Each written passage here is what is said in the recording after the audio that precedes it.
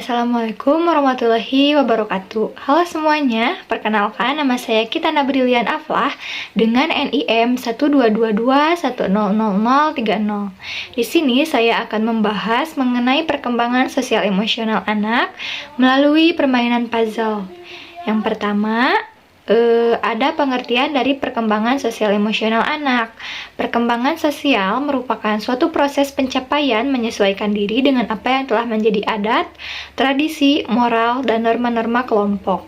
Sedangkan emosi merupakan suatu reaksi kompleks yang mengait satu tingkat tinggi kegiatan dan perubahan-perubahan secara mendalam serta dibarengi dengan perasaan kuat atau disertai dengan keadaan yang efektif.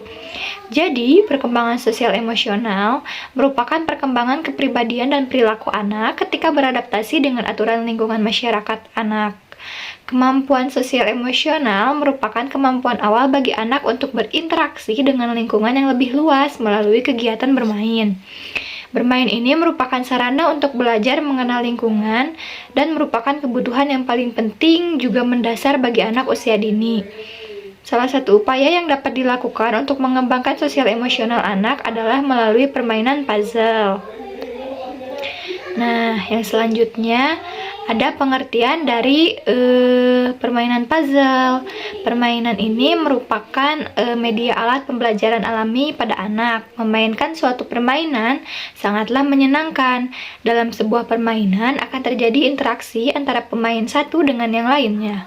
Interaksi yang menyenangkan dengan teman sebaya merupakan hal yang terpenting karena dapat menstimulus berbagai pertumbuhan dan perkembangan anak usia dini. Salah satunya yaitu mengembangkan sosial anak.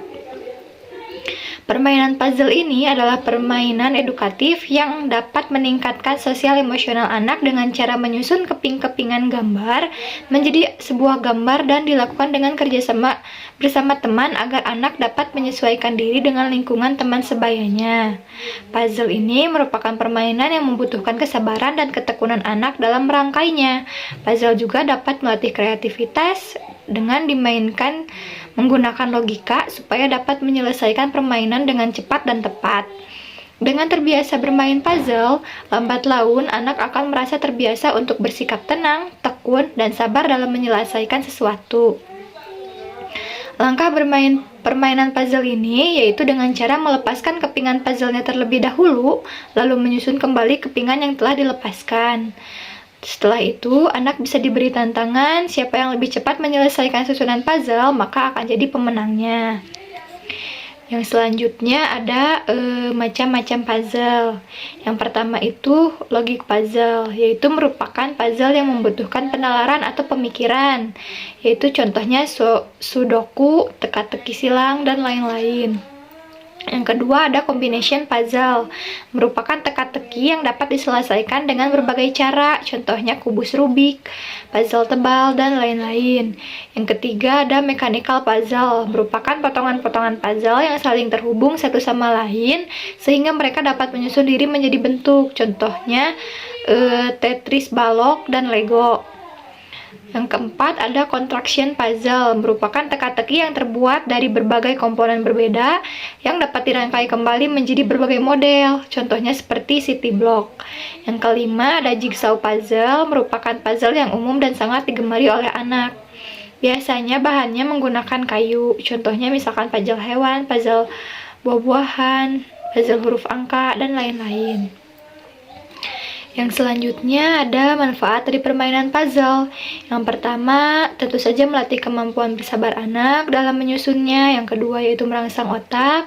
Yang ketiga melatih koordinasi mata dan tangan.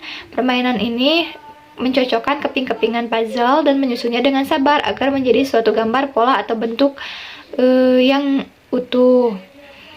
Yang keempat ada melatih nalar, yaitu dengan bermain puzzle akan membantu anak untuk menyimpulkan di mana letak kepala, letak kaki, dan tangan sesuai logika. Yang kelima, meningkatkan kecerdasan anak. Yang keenam, yaitu meningkatkan sosial dan emosional pada anak, di mana pada permainan puzzle ini jika dilakukan berkelompok dapat meningkatkan kerjasama anak dalam bermain, menerima dan menghargai pendapat temannya, serta harus bersabar dalam menyelesaikan susunan puzzle tersebut. Yang terakhir ada kesimpulan dari materi yang telah saya bahas tadi, yaitu permainan puzzle ini merupakan alat edukatif yang dimainkan dengan cara menyusun kepingan-kepingan gambar atau pola hingga menjadi sesuatu yang utuh. Sosial yang dikembangkan melalui permainan puzzle yaitu ketika anak berkelompok untuk menyelesaikan susunan puzzle, anak harus bekerja sama dengan temannya, menghargai pendapat temannya, saling membantu. Sedangkan emosional yang dikembangkan yaitu anak harus bersabar dalam menyusun kepingan-kepingan puzzle yang dimainkan, dan anak akan merasa senang atau bahagia ketika ia berhasil menyusun puzzle yang telah dimainkan. Mungkin cukup sekian pembahasan materi dari saya. Mohon maaf apabila terdapat kesalahan. Semoga apa yang telah saya bahas bermanfaat. Terima kasih. Wassalamualaikum warahmatullahi wabarakatuh. Dadah.